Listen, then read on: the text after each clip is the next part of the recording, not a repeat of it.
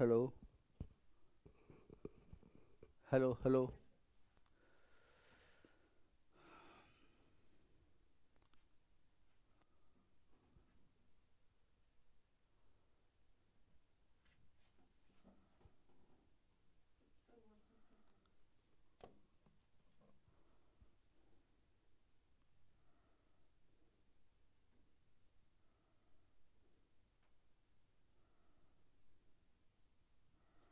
अच्छा, लिंक भेज दिया।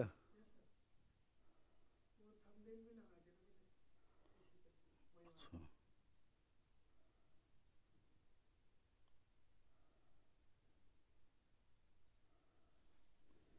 ठीक।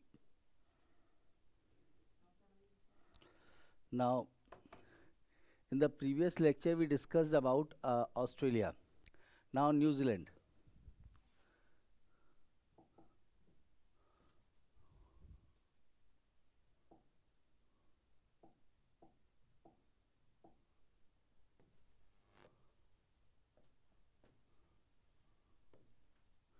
New Zealand. So, New Zealand lies in Oceania. It is a part of Oceania. It comprises of several islands, and this New Zealand country is a country of very recent origin. These islands of New Zealand got formed during Tertiary period. So these islands are very new. The North Island, South Island, numerous islands are there. Most prominent islands are this Northern Island, Southern Island, and they are separated by Cook's Strait. This is Stewart Island. It is separated from Southern Island by way of Fovex Strait. And the fourth important island is Chatham Island over here. Chatham Island. These are the four islands that make up New Zealand. New Zealand, I told you, is of very recent origin, Tertiary period. These islands of New Zealand got formed during Tertiary period. In Northern Ireland, volcanic activity and earthquakes are very frequent. They are very frequent. In fact, the Northern Ireland, the central part, is studded with numerous volcanic cones, hot springs, geysers, and at the center there is a large lake. At the center there is a lake, Lake Taupo.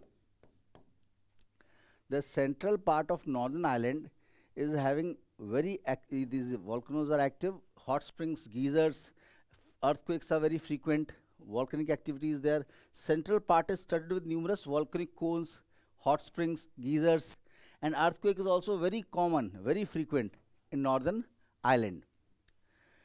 Northern Ireland is most densely populated. Out of total population, 75% population of New Zealand lives in Northern Ireland. Southern Ireland, although it is larger than Northern Ireland, accounts for just 25% population. This is so because most of the Southern Ireland is hilly and forested. On Southern Ireland, you find mountain Southern Alps, and the highest peak is Mount Cook. Mount Cook. Since the Southern Island are mountainous, hilly, forested, so the Southern Island is sparsely populated. Northern Ireland account for bulk of its population. Now, in the north, there is a beautiful city, Rotorua. Roto, Rotorua.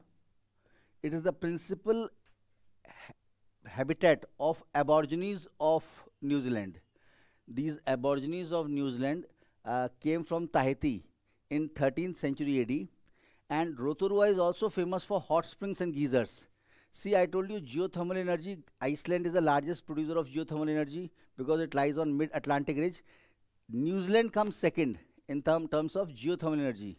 Almost entire electricity of New Zealand is accounted by geothermal energy and hydroelectricity. Rotorua is a town that is famous for hot springs and geysers. Now, if you see, open up the map of Australia and New Zealand, then you will find to the east, you see this is Australia.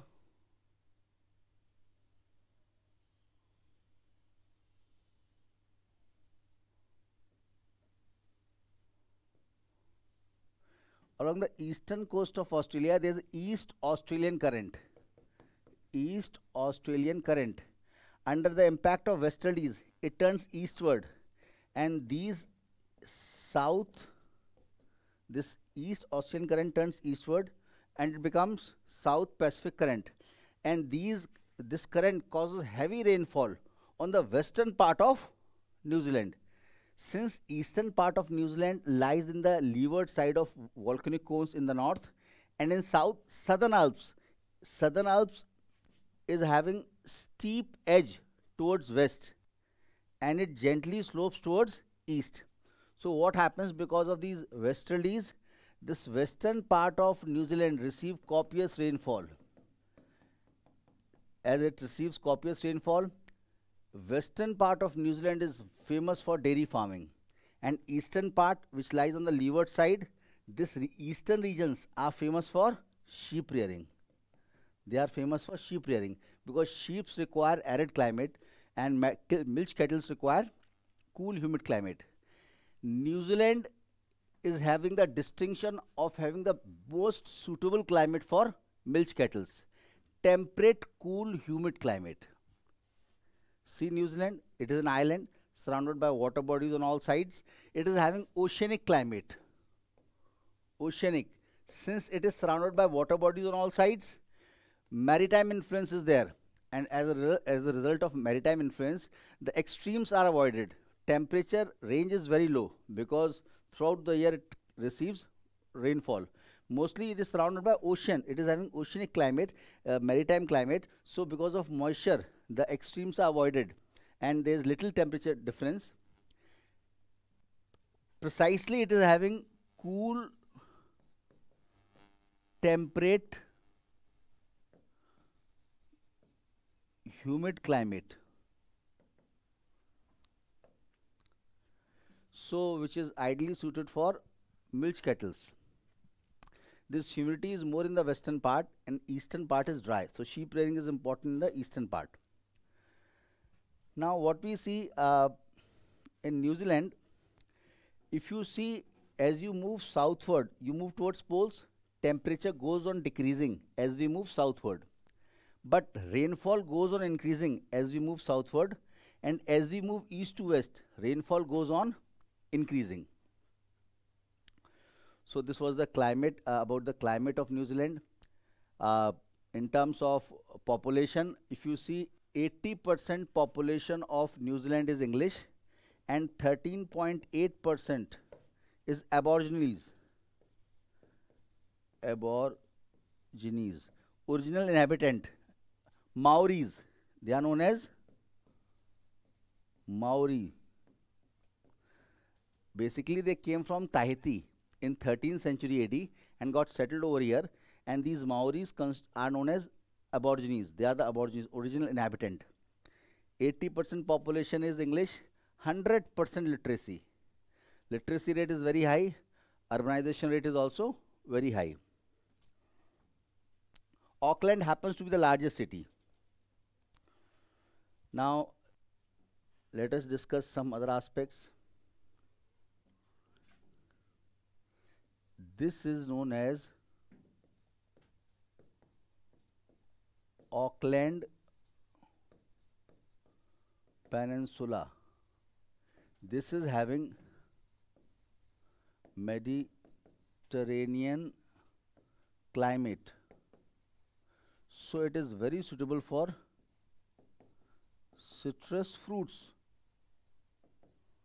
like oranges, lemons and grapes.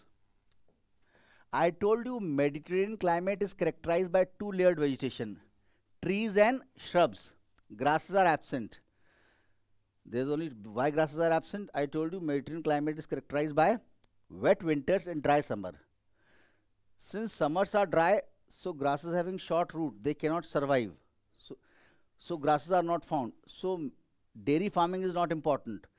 But in Auckland Peninsula, because of this maritime influence, despite having Mediterranean climate, dairy farming happens to be a very important activity.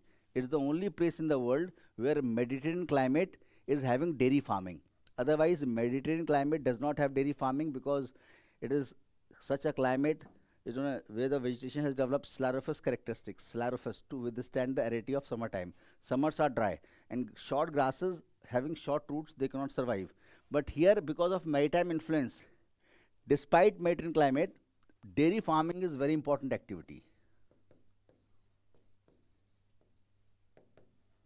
Very important dairy farming region. And here the largest city of Auckland, largest city of New Zealand, Auckland is also located.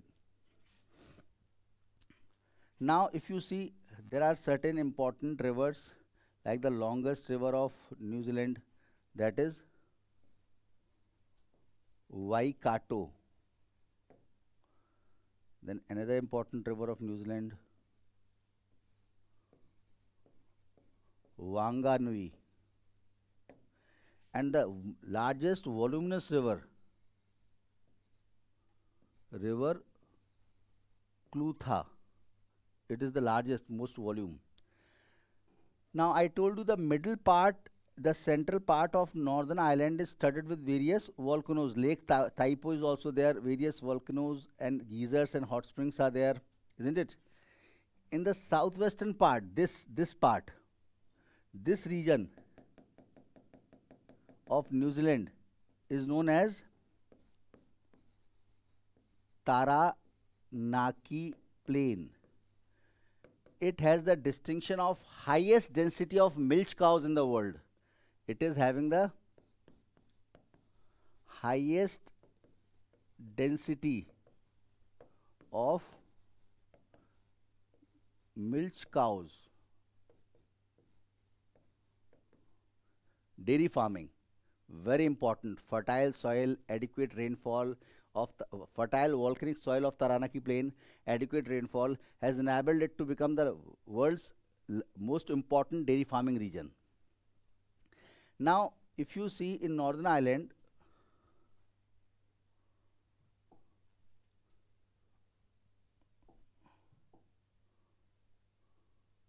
let us enlarge it.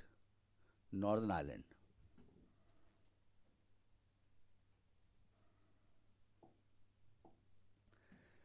I told you this is Waikato, this is Waikato, this is Lake Taipo, this is Wanganui River, Waikato River, this is Auckland, largest city of New Zealand. On Waikato River, the third largest city of New Zealand, that is Hamilton, is located. Hamilton. In north, I told you there's a very important city, Rotorua, that is famous for hot springs and geysers. And most of the Maoris live in villages around Rotorua, and these Maoris are engaged in farming and fishing. And these Maoris are living in villages, and Rotorua happened to be the most important urban settlement of these Maoris, original inhabitants. Now you see this region, I told you this is known as Taranaki Plain, that is having highest density of milch cows. This region is Taranaki Plain.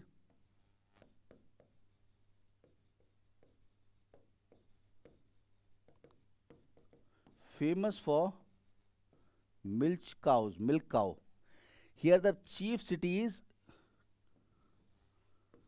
New Plymouth. Important dairying settlement. Here at the mouth of Wanganui River, there is city Wanganui. Again important for dairy farming. Here there is a place near Havera, world's largest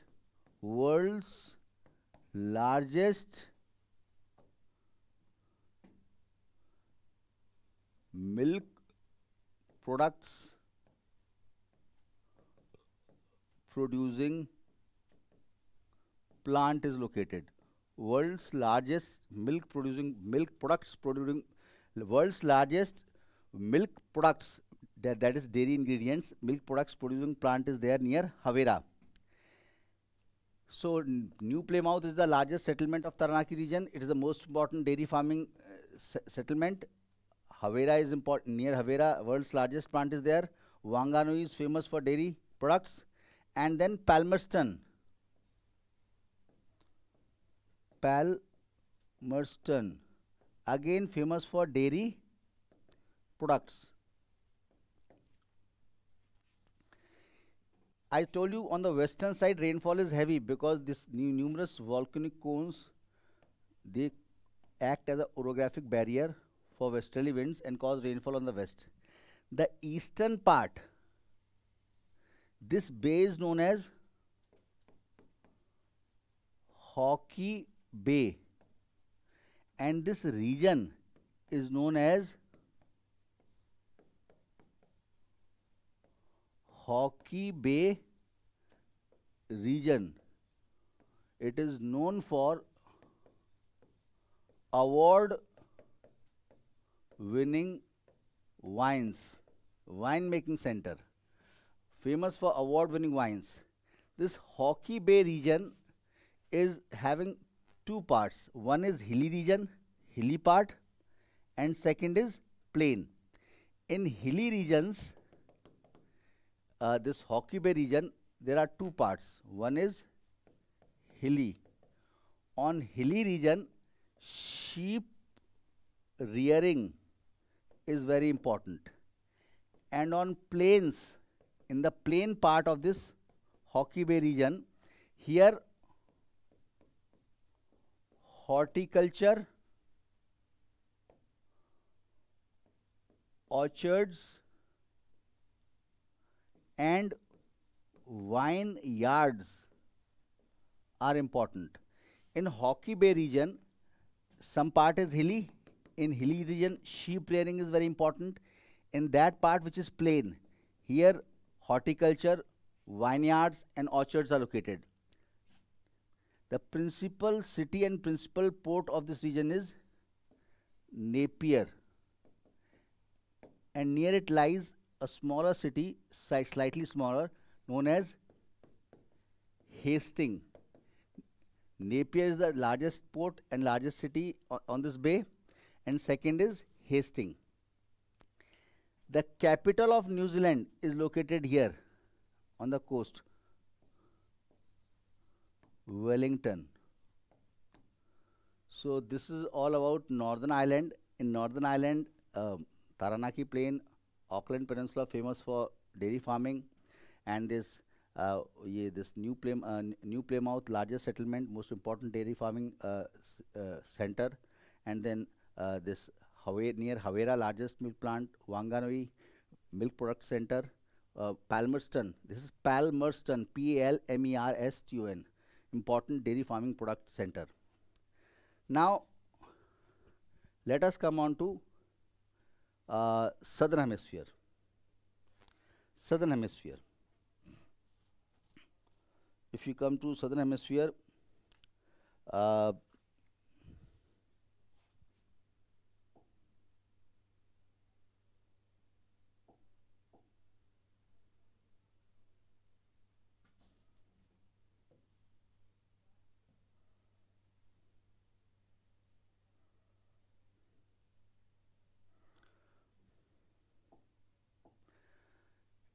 in Southern Hemisphere, I told you, in Northern Hemisphere, Taranaki Plain and Auckland Peninsula on the west were important for dairy farming. In southern hemisphere, there is a place Nelson city, Nelson, and west coastal part is important for dairying. I told you dairy milk cattle require wet climate, sheep require dry climate. If you in descending order, if you see buffalo, buffaloes require very humid climate. Then less than that cow, still less than that goat, still less than that sheep, still less than that camel. This is the sequence, decreasing amount of water required. This is the sequence. So buffaloes and cows are found in those areas which are wet. Goat, sheep and goat is found in intermediate climate with neither very wet nor very dry. Sheep and camels are found in arid areas. This Nelson and prominent dairy farming center and this west coastal plain are important for dairy farming. In middle you have Southern Alps. Southern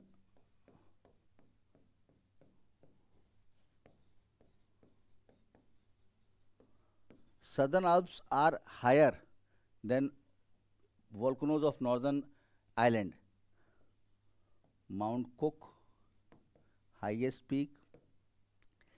On the eastern side lies the most important plains, largest stretch of temperate grassland in New Zealand. This is known as Canterbury Plains, and this protruding landmass is known as Bank Peninsula. This eastern region is known as downland. So Canterbury Plain plus downland. This region is downland. This is Canterbury Plain. Canterbury Plain and downland, these are very famous. These are very famous for sheep rearing, and sheep are reared both for wool and meat. Plus they are very important region for most important region of wheat farming, wheat and barley. Most important for wheat. Canterbury Plains. Sheep farming is also important for both for wool and mutton. In fact, if you see New Zealand is a major exporter of wool and mutton. Second largest producer and exporter of wool and almost second largest producer and exporter of mutton, New Zealand. It is very famous for wool and mutton. Now, the main chief city, the largest city of Southern Ireland, that is Christchurch. Christchurch. Further south, there is yet another grazing ground, that is Otago Plateau, famous for sheep rearing. It is here that the largest river Clutha drains through. Clutha river drains through Otago Plateau. So this was all about this New Zealand.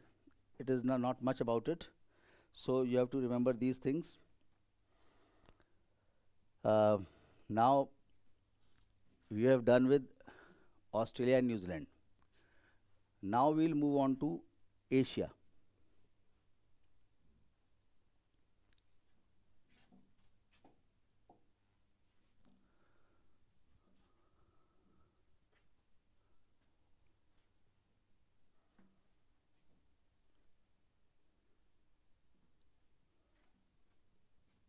In Asia, the most important country, China.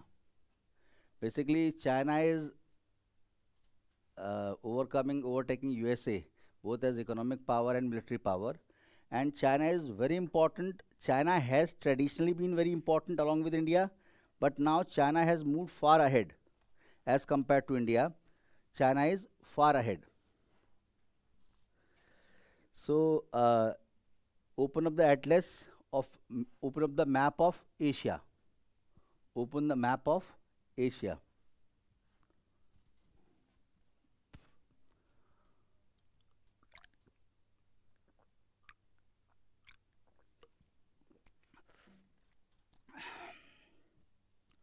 if you see the map of Asia, you will find China borders with 13 countries. North of India, there is a narrow Wakha corridor.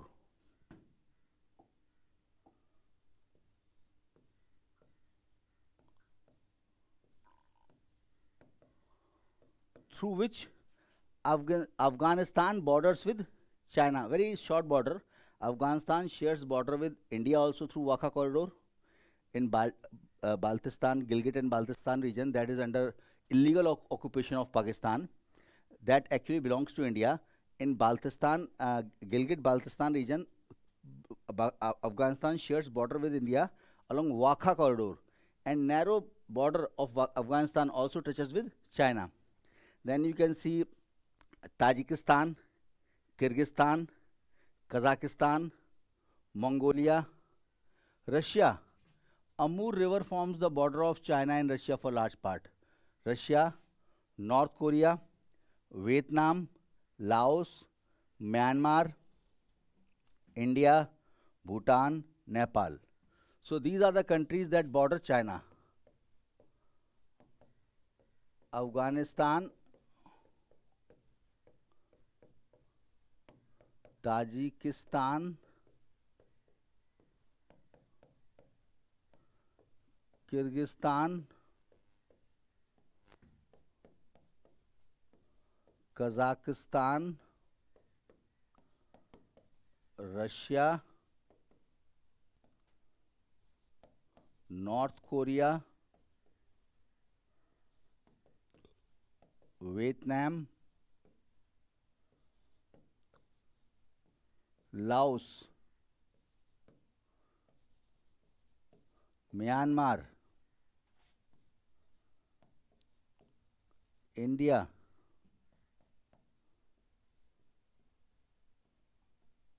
Bhutan, 1, 2, 3, 4, 5, 6, 7, 8, 9, 10, 11, and 12, Nepal.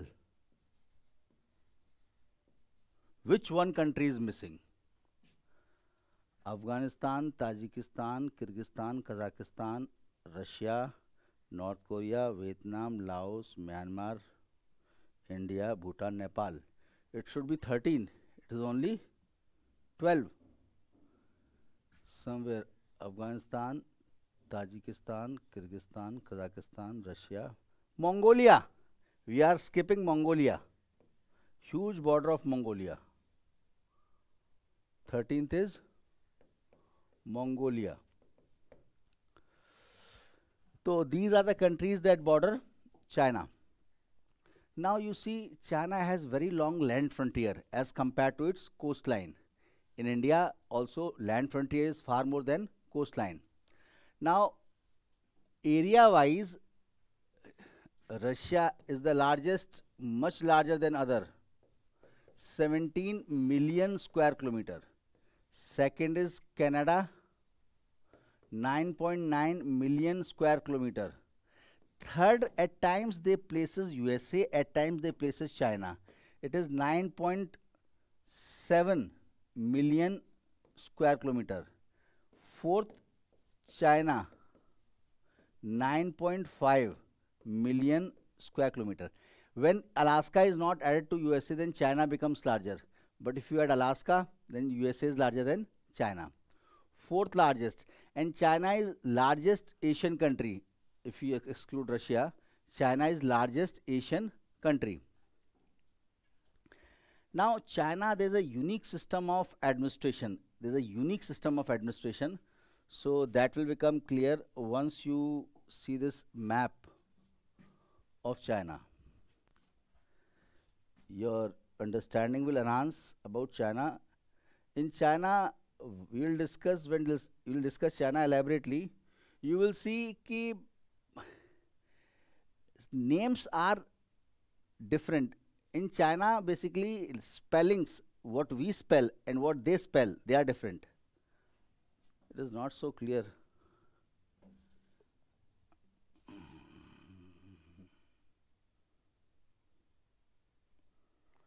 This is clear.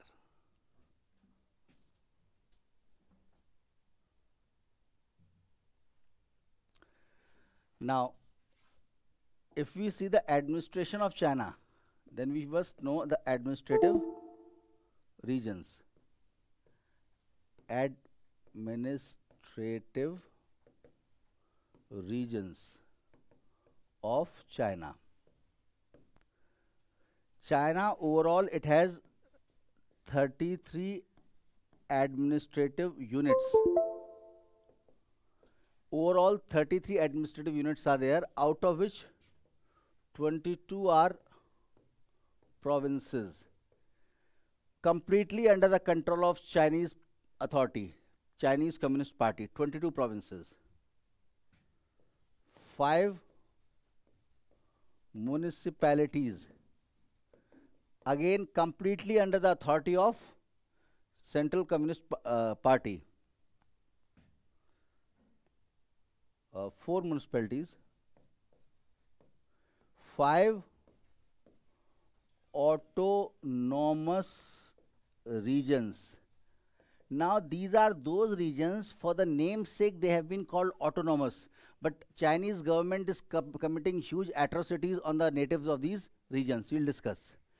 5 autonomous regions, they are autonomous for the namesake. Otherwise, Chinese government is committing huge, they are being brutally terrorized. Like Xinjiang, Muslims of Xinjiang region. 6th is specially administered regions. That is Hong Kong, Macau, और China में जाओगे तो कहेंगे हमारा ये Taiwan भी specially administered है. 1 country 2 systems. हम लोग चाइना में नहीं है तो we will call only specially administered region से हम डालेंगे Macau and Hong Kong. As per Chinese authority there are 3 specially administered region. They also include Taiwan. Taiwan as integral part. और सच्चाई भी ये है कि द ओरिजिनल 1949 में जब सिविल वॉर हो रहा था, Kuomintang, the original ruler of China, was forced to flee the mainland and he settled here at Taiwan. But they retained their claim over China. लेकिन अब हो उल्टा रहा है. Now Chinese are laying claim over Taiwan. The original ruler Kuomintang, Chiang Kai-shek, had to flee Chinese mainland because he lost the civil war and he settled over here. But he vowed to take control of complete China later on. But now scenario has changed. China has become mainland China has become much more powerful and it is laying claim over Taiwan. Formosa. Now what are the 2 specially administered region? Here map is not clear. There is a river Sikiang that falls over here.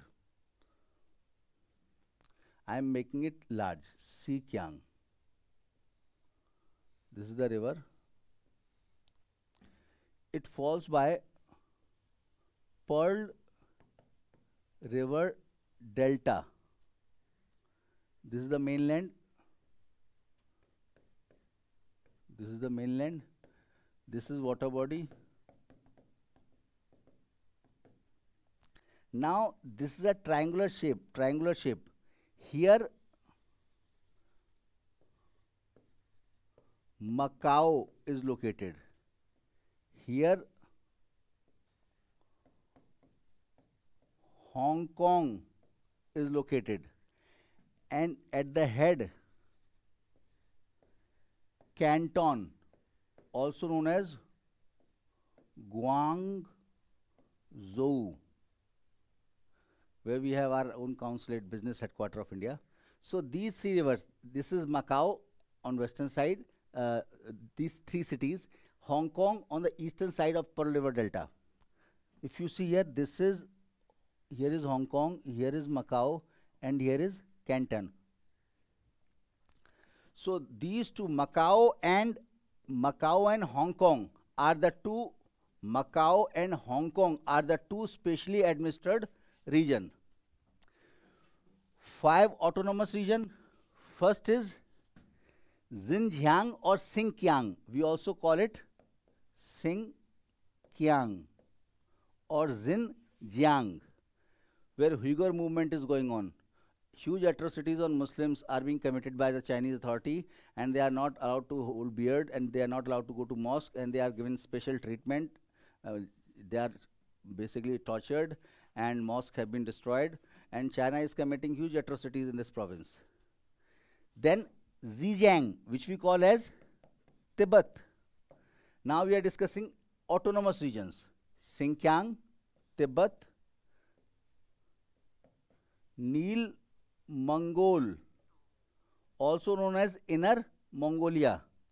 So this is Xinjiang, this is Tibet, this is Nil Mongol, huge. If you see, they are very sparsely populated, very sparsely, Nil Mongol. Ideally, this is a part of, it should go here.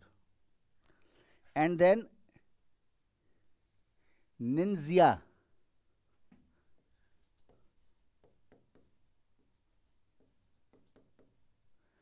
And then it is Guizhou. These are the 5 autonomous regions: Xinjiang, Tibet, Nil Mongol or Inner Mongolia, Ninzia, and Guizhou. Guizhou, you can call it differently. These are the specially administered regions.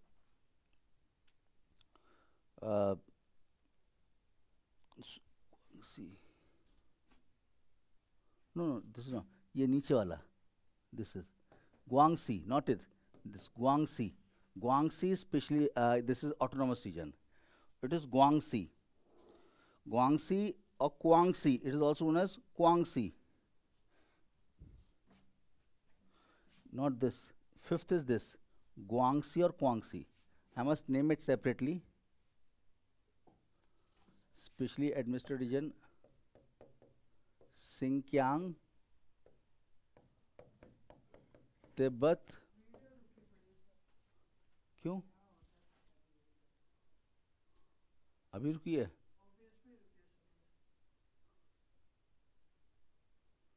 चालू करो यार जरा.